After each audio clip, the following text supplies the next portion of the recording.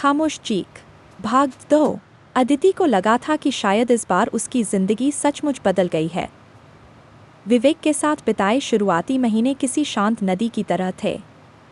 वह आर्या का ख्याल रखता, अदिति के काम का सम्मान करता और अक्सर कहता, मैं जानता हूँ कि तुम्हारी जिंदगी आसान नहीं रही।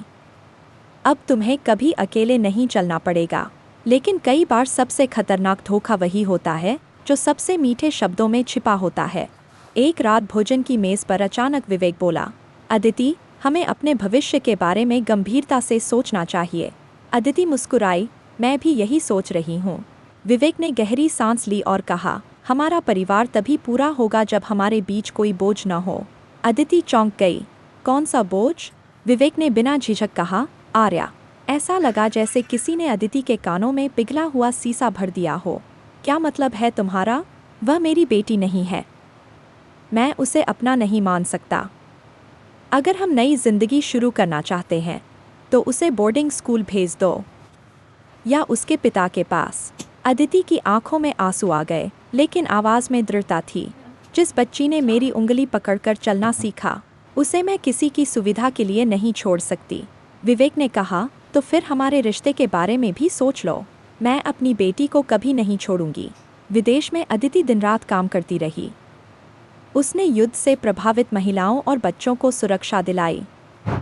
दुनिया उसकी बहादुरी की प्रशंसा कर रही थी। वर्ष पूरा होने से 2 सप्ताह पहले अदिति ने सोचा कि वह बिना बताए घर लौटेगी। वह विवेक को सरप्राइज देना चाहती थी। घर के बाहर खड़ी होकर उसने घंटी नहीं बजाई। उसके पास चाबी थी। दरवाज़ा धीरे से खुला। अंदर से हंसी की आवाज़ आ रही थी। विवेक किसी दूसरी महिला के साथ था। दोनों ने घबराकर उसकी ओर देखा। विवेक कुछ कहना चाहता था। अदिति, मेरी बात सुनो। पहली बार जब मेरा विश्वास टूटा था, मैंने सोचा था कि शायद किस्मत थी।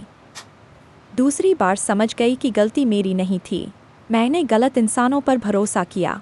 कुछ सप्ताह बाद अदालत में दूसरा तलाक भी हो गया। इस बार अदिति नहीं रोई। लोगों ने कहा, 2 घर नहीं संभाल पाई। इतनी पढ़ाई और नौकरी का क्या फ़ायदा? औरत में ही कुछ कमी होगी। किसी ने यह नहीं पूछा कि 2 बार विश्वास किसने तोड़ा।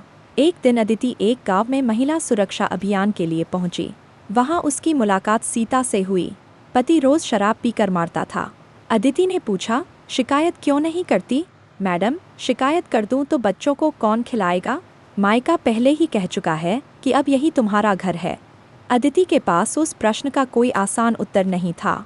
उसी गांव में कमला मिली। उसके पति ने दूसरी शादी कर ली थी। फिर भी कमला उसी घर में रहती थी। क्यों? अदिति ने पूछा। कमला बोली, अगर निकल गई तो समाज कहेगा कि औरत घर छोड़कर भाग गई। मेरे पास कमाने का कोई साधन नहीं है। उसने सोचा, मैं तो IPS हूँ।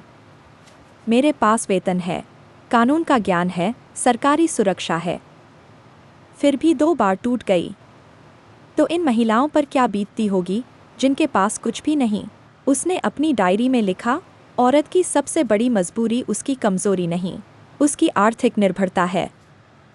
जिस दिन हर बेटी अपने पैरों पर खड़ी होगी, उसी दिन उसका सिर भी ऊंचा होगा।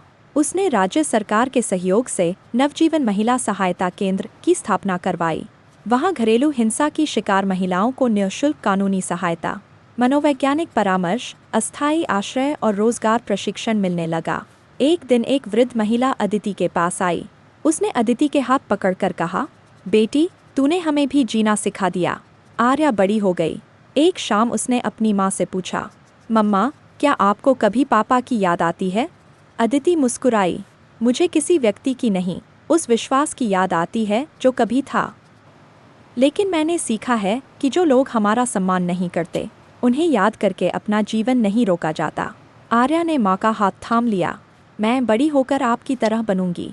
अदिति ने कहा, नहीं बेटा, मेरी तरह नहीं, मुझसे भी बेहतर बनना। इतना मजबूत बनना कि किसी दिन तुम्हें अपने आत्मसम्मान और किसी रिश्ते में से एक चुनना पड़े तो तुम बिना डरे अपना आत्मसम्मान चुनो। सूरज धीरे धीरे डूब रहा था।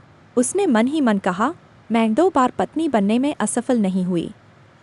मैं 2 बार अन्याय के सामने झुकने से इनकार करने में सफल हुई हूँ। और शायद यही उसकी सबसे बड़ी जीत थी। समाप्त।